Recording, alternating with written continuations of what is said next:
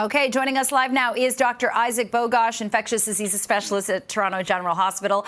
Dr. Bogoch, we always appreciate your time, and I want to start off by talking about bird flu because we're seeing the first H5N1 case in poultry in the U.S. 119,000 birds had to be killed, and, you know, I guess I want to ask you, is there a real rise in concern right now whether or not bird flu could spark our next pandemic? Yeah, I mean, there's certainly a lot of avian influenza, bird flu circulating right now in wild birds. And of course, it spills over into agricultural settings. Unfortunately, there's been at least 66 human cases in the United States over the last 12 months. It's a problem. We've known for about 25 years that it has potential, keyword potential, for epidemics or pandemics, because as it enters humans or other mammals, it can change, it can mutate in a way that's more readily transmitted between humans and other mammals. We know from the genetic fingerprint that it's starting to make those mutations with those new mammalian hosts in humans and other mammals that's infected. And it's definitely something that, you know, behind the scenes in science, medicine, public health, epidemiology, people are watching this closely. So it has potential. Is it going to do it? Nobody knows, but it certainly has potential. And the key here is to be prepared. Make sure that we quell outbreaks as quickly as possible when we see them. Make sure that we have smart systems in place to prevent, detect, and respond to outbreaks. And that way, if something is sparked, we can nip it in the bud as quickly as possible. Yeah, and the implications, not just with health, but, you know, egg prices are rising because of this as well.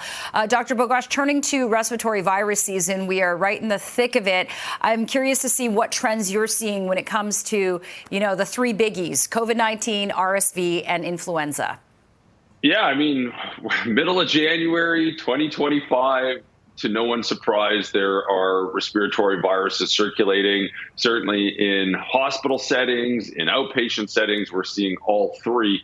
What's interesting, and again, if you look at the Canadian trends, we're starting to see early trends of COVID and RSV starting to possibly decline. Just a reminder, it's still out there. And influenza, at least most recently, appears to be leveling off. Having said that, it's the middle of January. Anything can happen. They're still out there. That means that no one wants to get sick, and we can take steps to reduce our chance of infection. We all know kind of the tools now and what we should be doing, but a lot of people are still getting sick. Everyone I know, has gone through it with them and their kids. Going back to the U.S. now, the Trump administration has paused all external communications at agencies like the FDA and the CDC. And you wrote on X that Canada should really be stepping up and enhancing our disease surveillance.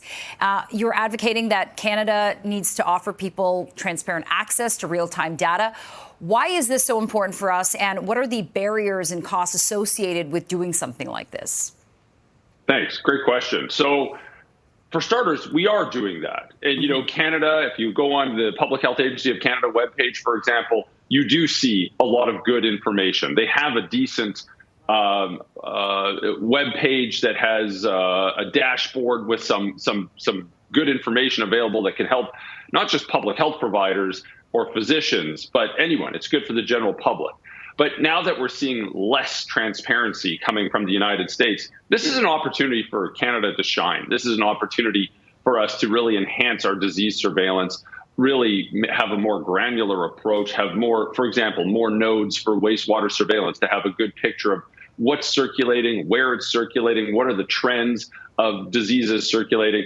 And again, this is useful information. It's not just there to look at. I mean, this can really help guide public health responses. It can help guide communication strategies. It can help drive human behavior in terms of some people, not everyone, but some people might want to take additional precautions if they're aware of something circulating in their area. It's also a very important mechanism to see if new infections are emerging or re-emerging in a particular area that we should know about that aren't typically found in a particular area. So, disease surveillance is key. It's extremely important. And this is an opportunity for Canada to shine, enhance our disease surveillance, and of course, be transparent, which we already are, and show the world what we can do.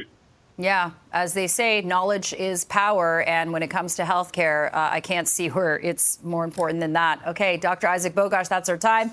Always appreciate you. Have a great week, and we'll chat again soon. Take care.